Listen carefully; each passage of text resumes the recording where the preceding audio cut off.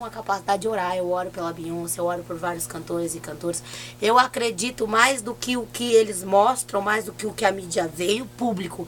E eu olho com um olhar mais intenso, eu olho mais pra dentro, sabe? E esse mês que passou, mês passado, mês de setembro, Deus me trouxe uma conexão espiritual muito forte na direção dela. Eu tava em casa, deitada, dormindo, de madrugada. Ai, Rosieli, que loucura. Não, é sério mesmo. E eu senti o coração dessa mulher em algum sofrimento, não sei no que, passa por vários, né? Famosos passam por muitos. Mas eu orei por ela, sabe? Não orei pela conversão dela. Deus não disse assim, ora para ela se converter. Não, Deus disse assim, ora para que ela tire a tristeza do coração dela. Eu não sabia o que, mas eu orei. Porque eu acho que ser cristão é isso, é obedecer, sabe? E aí eu fui lá e orei, sabe? Não fiz nada de diferente. Eu ungi as minhas mãos, levantei pra cima e disse, Deus, eu não sei onde ela tá agora.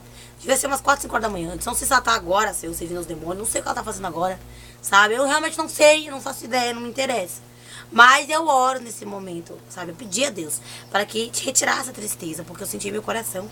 E desde ali eu comecei a orar pela vida dela, comecei a investir em oração, sabe? Clamar ao Senhor. E a gente obedece enquanto Deus quer. Depois que Deus diz não ora mais, eu não oro mais. Eu sou muito de obediência, de obedecer a Deus. Eu já fiz isso por vários cantores seculares e não seculares. E hoje eu vejo alguns que já fizeram alguns trabalhos evangélicos de cantar, alguns álbuns de cantar. Eu entendo o fato deles não se converterem totalmente, como muitos na igreja dizem, ah, mas cantou, mas não se converteu. Ah, mas como é que ainda canta a música do mundo? Ah, tu viu lá o fulano no YouTube, lá nos stories, pegou violão, fez não sei o que, agora não sei o que. Você não sabe as contas que essas criaturas têm que pagar, sabe? Se eles não trabalharem, eles não comem, né? Eles estão presos a uma gravadora que tem um contrato, né? A potência daquela gravadora e o que deu a eles, muitas gravadoras evangélicas muitas vezes não vão dar. Então a gente tem que parar com a mania, sabe, de olhar só com uma mente, uma visão. A gente tem que separar as coisas. E eu sou muito assim, sabe? Como é que se diz? Eu tenho discernimento aos espíritos, né? Discernir os espíritos que falam comigo. Quando é Deus e quando é o capeta em pessoa falando. E aí você também tem aquele negócio de discernir, sabe, a realidade do mundo que a gente vive. A gente vive no mundo indústria, não adianta. A gente vive num mundo que a ostentação, tudo gera em torno de indústria.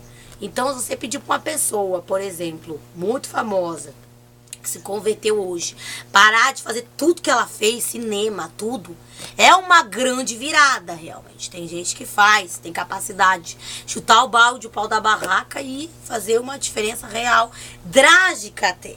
Mexe na finança da criatura também. Nem todos estão preparados para isso, sabe? Se converte, mas ainda é agarrado em algumas coisas. Assim como tem crente que é convertido e ainda é agarrado em muita coisa. Eu, por exemplo, eu sou muito ambiciosa, sabe? A ambição é uma coisa que eu não me desgrudo. Ai, que horror. Eu oro por libertação, não significa que estou liberta, entendeu? A libertação, ela é uma caminhada até Jesus voltar. Jesus nos ensinou isso, sabe? Sede, meus imitadores. Não significa que a gente vai ser, mas sede, pelo menos tenta ser. Jesus falou isso pros caras lá. Pelo menos tenta, sabe, Tiago, ser. Eu fico imaginando que Jesus estava sentado assim que nem eu tô agora. Olhou pros discípulos, pô, cara, ô João, pelo menos tenta ser, tá ligado? Não tô dizendo que tu vai ser, mas eu tô dizendo pra ti, meu, que pelo menos tu tenta ser um pouco, tá ligado? Eu acho que se tu conseguir um pouco, alguma coisa vai acontecer de bom contigo. Eu acho que nas paradas das conversas de Jesus, eu acho que rolou isso, não que eles falaram giriado, mas se eu acho que se fosse hoje, eu acho que Jesus ia falar meio gíria, não sei como Jesus falaria. Será que Jesus falaria, em que sotaque ele falaria se ele fosse brasileiro? Será que ele falaria gaúcho? Será que ele falaria mineiro? Será que ele seria paulista? Não sei. A gente tem essa mente de imaginar como que seria hoje. Mas eu também penso a respeito, sabe? E eu acho assim, que se você sente de orar por alguém, sabe? Ore, não tenha vergonha.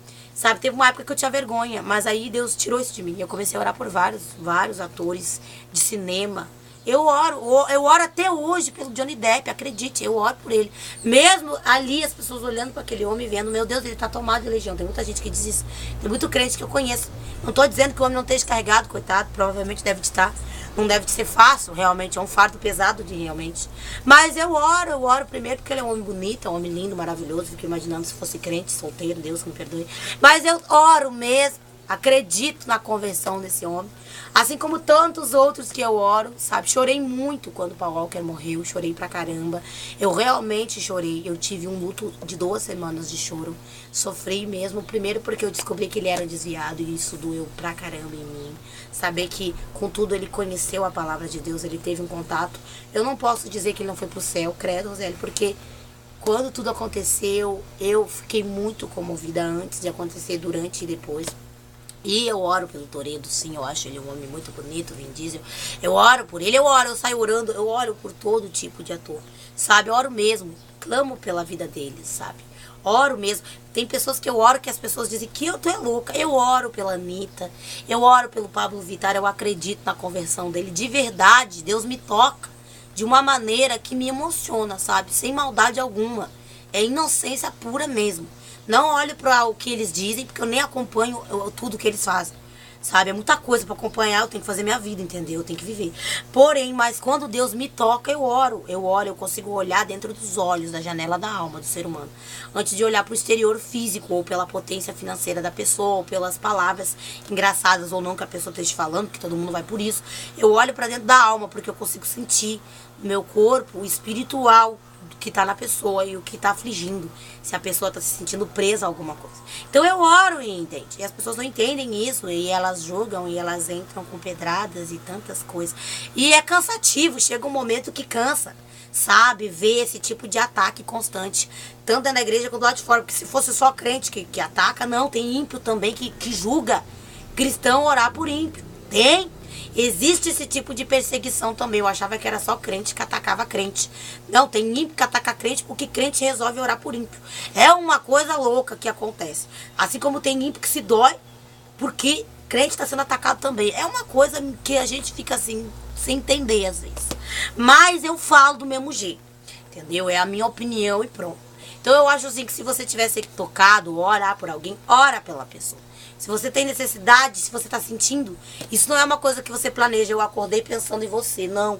Isso é uma coisa do tipo que Deus toca. As coisas não são para plim-plim, não é nada do tipo hoje ou tô orando amanhã ou o renovo acontece. Não, isso são fases, sabe? Tem seu tempo, sabe? Leva meses, às vezes até anos na vida de uma pessoa. Sabe, tem atores que eu orei há muitos anos atrás e hoje eu vejo convertido, mas naquela época eu não vi coisa nenhuma. Sabe, o ano foi passando, os meses foram passando. Houve até desistências às vezes de acreditar, mas Deus nunca deixou de acreditar e hoje eu vejo essas pessoas escrevendo um livro ou testemunhando alguma coisa, ou reconhecendo que um dia foi da igreja, mas não na igreja a pessoa, mas teve um contato com Deus, sabe? Porque a igreja, a pessoa vai ferir mesmo, entendeu? Vai ferir eu, vai ferir você, mas o Deus vivo, todo-poderoso, ele não. Eu tava vendo esses dias uma garota no YouTube, uma cantora de forró, de axé, não sei, cantando o hino, sabe? E todo mundo julgava o físico dela, todo mundo olhava pra bunda dela, todo mundo olhava pros seios pelados dela, todo mundo olhava pras coxas, pra perereca da mulher, mas não conseguia ver a alma dela ali, em sofrimento, em tristeza, em choro, agradecida pela família, mas triste pela igreja, pela maneira como ela foi mal interpretada, pela forma como ela foi vista e julgada, sabe? E não conseguiam ver ali uma pessoa, sabe, uma alma pra Deus, porque ele só conseguiu olhar pra bunda da brasileira, da mulher, realmente uma bunda grande mesmo, era de se olhar mesmo, até eu parava pra assistir, não tinha como não olhar, mas eu não parei pra olhar a bunda dela, eu parei pra ver o coração dela, sabe, como tava o olhar dela, a palavra que ela falava na boca dela. E a voz também de arrepiar, que meu Deus, chegou a arrepiar os cabelinhos do meu braço. Quando ela começou a cantar um hino lá acho que foi da Gabriela Rocha que ela cantou, nem sei. E foi uma coisa linda, a maneira como Deus colocou a melodia na boca dela, a forma como ela se expressou, foi direto do coração. Isso não significa que a mulher daquele mesmo dia saiu dali e foi se converter e aconteceu, não. Pode ser que depois ela continuou trabalhando no forró, continuou lá dançando, rebolando até o chão, vendendo os trabalhos dela, os álbuns dela. Isso acontece com a caminhada, conforme ela se entregar, mais receber de Deus e não de homem, mais ela vai receber. Quando Deus for tocar no corpo dela, vai ser no tempo de Deus e não no tempo das pessoas determinadas debaixo do céu, Porque a gente determina isso, sabe? Ai, tem que ser na hora que eu vejo. Não, eu tenho descobrido isso até pela minha vida, sabe? Eu sou uma pessoa de livro aberto. Eu me exponho mesmo, eu gosto disso. Quanto mais atenção eu tiver, melhor eu fico. Eu adoro essa exposição geral de público. Gosto de trazer assuntos bem barracos, bem polêmicos, bem bafônicos mesmo pra galera aqui no canal, pra vocês ficarem com mais vontade de assistir, com mais curiosidade pra saber o que vai acontecer, como é que a Rose vai desenrolar esse ninho todo. Não, eu adoro isso, ora. Se eu não trabalhar, eu não como, ora. Como é que eu vou comprar uma calcinha um dia, por exemplo, se eu não trabalhar? Mas falando assim de expressão, me expressando e com a minha opinião, sabe? Eu não fico empurrando goela abaixo de ninguém. Sabe, eu sou uma pessoa muito liberta, graças a Deus. Vocês já têm percebido, né? Ah, a gente vê, a gente percebe como tu é liberta. Tu é bem à vontade. Eu sou bem à vontade, sabe? Muitos anos da minha vida, eu vivia uma vida de fachada por causa da igreja, não era nem por causa de Deus. Mas eu sempre fui assim, à vontade, principalmente na casa da minha irmã, muito mais ainda. Lá eu tinha mais, ficava mais à vontade, ia viajar, ficava longe lá, eu ficava mais à vontade. Aí chegou um momento da minha vida que eu disse, não, porque eu não posso ser lá o que eu sou aqui, o que eu sou aqui, sei lá, em qualquer lugar que eu tiver, sabe? Sempre gostei disso, sabe? Sempre fui atacada por isso, óbvio, se você é muito assim aberto, você vai ser atacado. Eu sempre fui julgada pelas minhas roupas, pelas cores das minhas roupas, né? Tá dentro de uma igreja vestida toda de vermelho, toda de dourado, eu adoro dourado, eu amo rose and gold, eu gosto de me sentir uma verdadeira joia preciosa. Eu acho que ser filha do rei, eu tenho que ser também, se eu sou filha de rei, com certeza, entendeu? Eu tenho sobre o meu sangue uma dinastia de reinato, entendeu? Como uma rainha mesmo, sabe? E eu acho isso muito bonito, sendo uma mulher negra.